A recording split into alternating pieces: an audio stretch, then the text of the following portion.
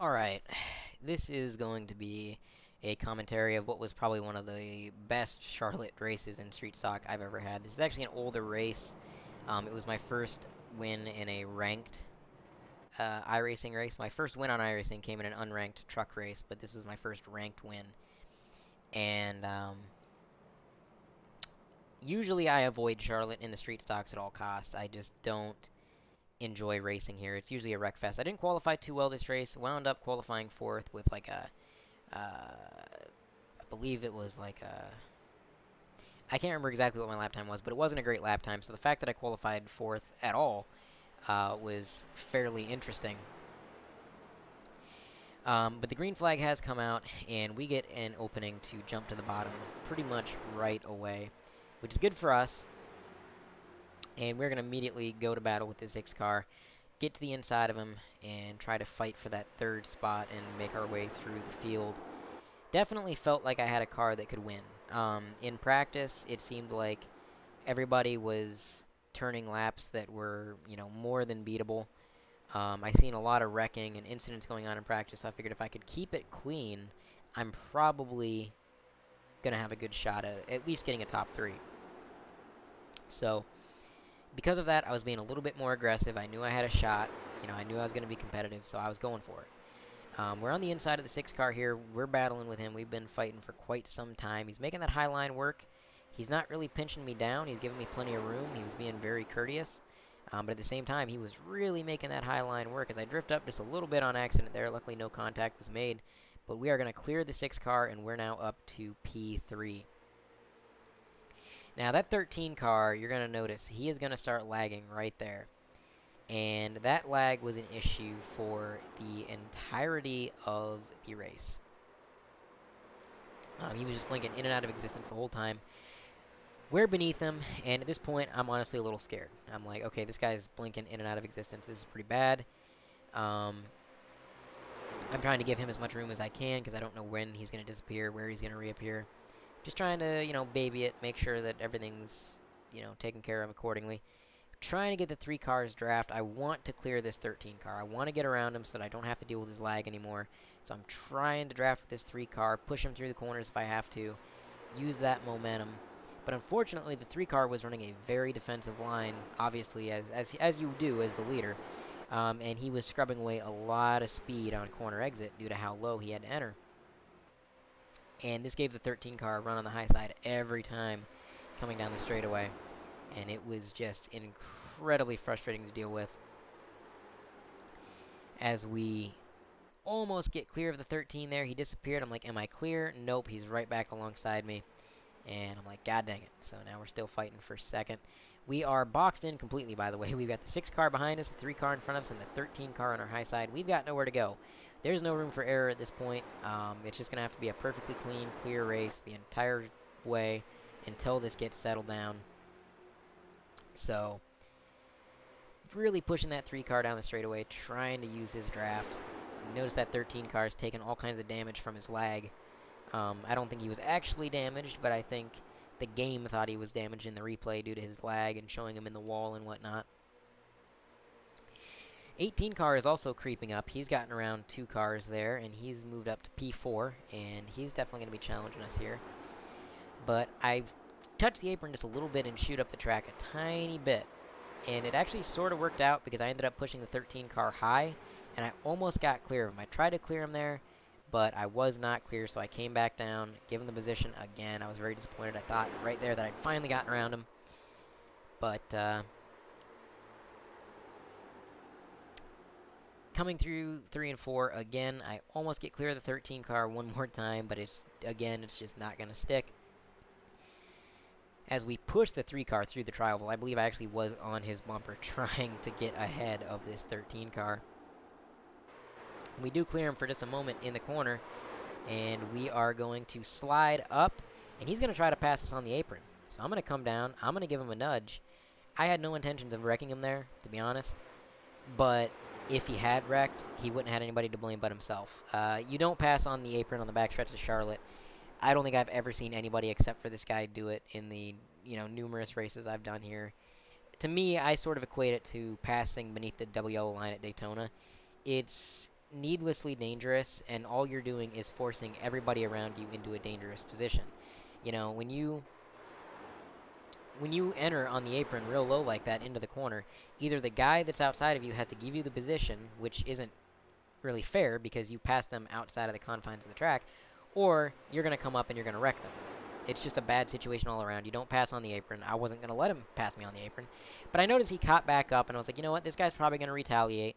If he's the kind of guy that's going to try to pass me on the apron, he's probably also the kind of guy to retaliate. So I'm just going to move up and let off the throttle. I'm going to let him go. I don't want him to retaliate. You know, I figure, okay, I'll get back around him later on. Unfortunately, when I moved up to let him go, that just results in us getting freight trained on the high side as everybody and their brother in that lead pack is going to work their way around us, dropping from P2 all the way down to, I believe it is P4 currently, soon to be P5 once this 6 car gets around us. And I remember this 6 car had raced us very courteous. He'd given us a lot of room. So I wasn't going to pinch this guy down. I wasn't going to fight too hard on the high side. I get into the wall a little bit there, trying to give him room.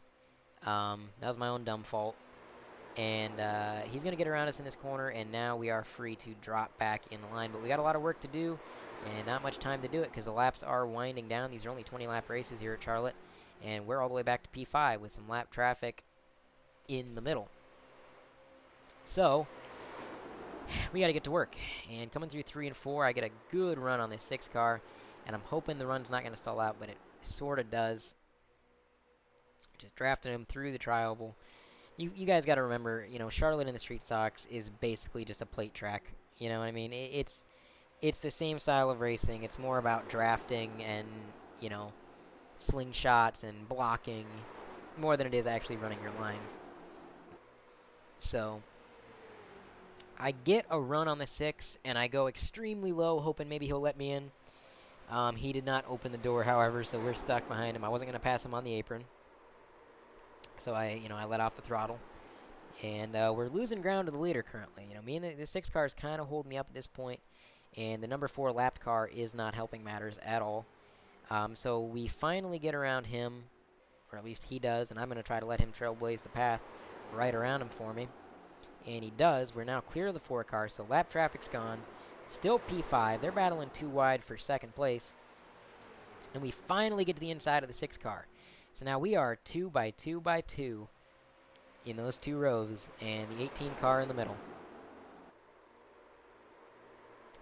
And we are fighting to get past this 6 car. He's still being courteous. He's still not really pinching me down. We're going to get a good run through the tri-oval, but it just isn't going to be enough. Trying to use that 18 car's draft to our advantage. 4 car gets into the wall a little bit. He's out of the picture pretty much for the rest of the race. Once he got into that wall and lost our draft, that was it.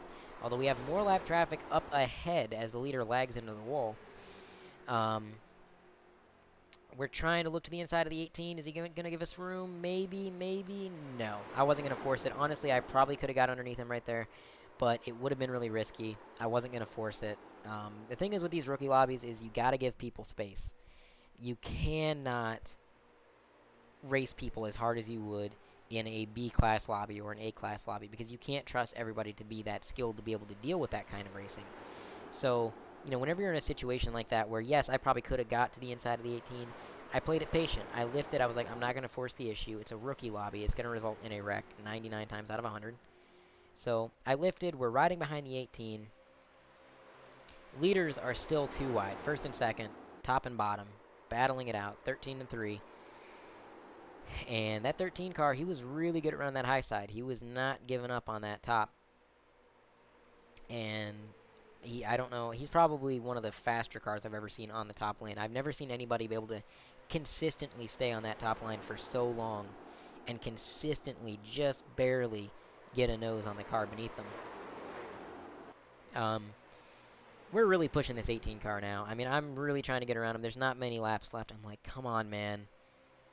Finally, I'm like, okay, I'm going to look inside. Nope, the run stalled out. When I got on his bumper, I lost a few RPMs there, lost a few revs, and that stalled out my run as soon as I got to his bumper. So now we're side by side with the 6 again, and we're going backwards. We're not really doing what we want to do, but we're going to get clear of the 6 again. I don't know if he lifted right there, but we were side by side momentarily, and here we come to the inside of the 18 car, slingshot engaged. And we are up to P3. That 18 car is going to do exactly what we did earlier in the race, and he's going to get freight trained on the top. So, unfortunate for him, he had a decent car, just not the car to win it, I don't think. Back to P3. We've gone single file now. I'm like, just my luck. As soon as I get back up to third, these guys aren't double file anymore. So, it's going to be a little bit more difficult to get to the lead now, especially with how few laps are remaining, as the 4 car actually rallies his way back up to the 18 car. I did not realize initially that he had caught back up to the pack, being a lap down. But we're coming through 3 and 4 onto the backstretch, and I'm going to look to the inside of the 3. I got a crazy run. I know the camera didn't really show it that well, but I got a crazy run coming out of the corner, and we just stuffed it underneath him. He gave us the room. He was being very courteous as well, just like that 6 car. And here comes some lap traffic, and unfortunately, the 6 car is going to get screwed over here, I think, because the 14 is going to get into the wall, and the 6 car has nowhere to go. So, unfortunate for the 6 car there. A little bit of contact there kind of ruined his run. There was no time in the race for him to recover from that. So, just unfortunate. He was racing really clean the whole time. I really enjoyed racing with him. But, up front, we are 2 wide for second place, still fighting with this 3 car. I'm not even really focused on the leader at this point. I figure I'll pay attention to him when I get around this 3 car because he's lagging so much, you can't really predict where he is. So, get a good run coming out of the corner, but it's just going to stall out, and it's not quite going to be enough coming through the tri-oval, as he just edges me out to the line there by inches. Coming through 1 and 2, we're going to send it Mach 1, full send mode. We're going to clear that 3 car, and we're going to try to come up, slide up, and block him, but it isn't going to work. He's going to pull the slide job back on the bottom. We're 2 wide again, but the roles are reversed. He's on the bottom. I'm up on the top lane. I haven't had to run the top line this whole race, and the one time I did, I got freight trained, so I figure I'm going to let off, and then I'm going to gas it down the banking. We'll pull a textbook crossover back to the inside of the 3 car, and we are actually going to clear him going into 1 and 2. He's going to just barely let us clear him. I think he actually might have lifted a little bit, and this is the white flag lap, folks. The 13 car is not far in front of me. I figure if I'm going to win it, I'm going to have to send it into turns 3 and 4, and just hope that he doesn't lag into me. So, coming down the backstretch for the final time, I'm on the leader's bumper. I send it to the inside, no lifting this time, full throttle. Leader disappears, and when he reappears, he's right to my outside. I'm passing him. He gets a little bit loose, overcorrects, stuffs himself in the wall, collects the 3 car, and I'm going to come to the line and collect my first ever ranked iRacing win here at Charlotte. Looks like the 18 car is going to wind up second, and the 6 car is going to wind up third. So it's a good comeback for him after that little bit of contact a few laps prior. I'm going to pull onto the backstretch here, you're going to notice. And what I was doing was I was apologizing to the number 13 car, because when I was initially racing this, I thought that I had got into him. I thought I wrecked him, and that's why he spun out. So I was like, hey, 13, I'm sorry if I got into you. That definitely wasn't my intention. But going back and watching the replay, obviously I never touched him. He just didn't expect me to get to the inside of him there. His nerves got the best of him, and he panicked a little bit, got loose, and then overcorrected. Into the wall he goes. We were lucky he didn't spin down the track and collect us. It was pretty lucky he spun up. But after I'm done sending these messages, I'm going to pull back onto the front stretch in the quad oval, and we're going to do some celebratory donuts for our first ever ranked win in iRacing. Just a really good race. Just hard battling the whole time. Side by side. We had crossover moves. We had last lap passes. It was just intense. It's not every day you get a race like this at Charlotte. I'm just going to say that. So, thanks for watching, guys. We'll catch you in the next one.